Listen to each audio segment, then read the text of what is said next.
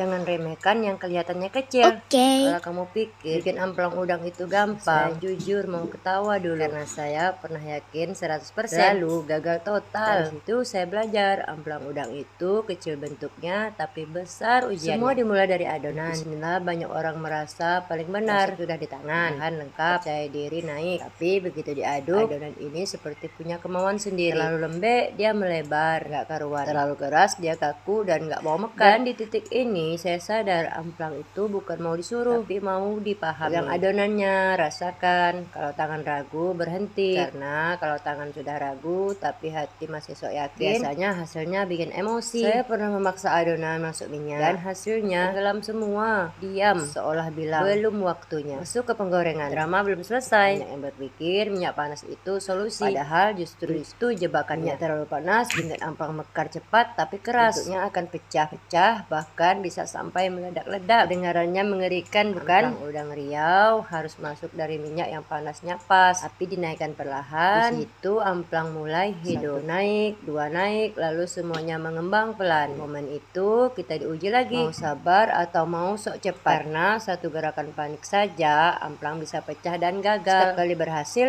ada rasa lega yang sulit dijelaskan. Bukan cuma karena amplangnya jadi, tapi karena kita menang dari rasa ingin cepat. Karena proses ini mengajarkan satu hal yang menampar. Yang dipaksa biasanya melawan. Jadi kalau hari ini kamu gagal bikin amplang, langsung menyerah. Saya juga pernah berdiri di dapur sambil berpikir, ini salah resep atau saya yang kurang sabar? Dan jawabannya seringkali saya.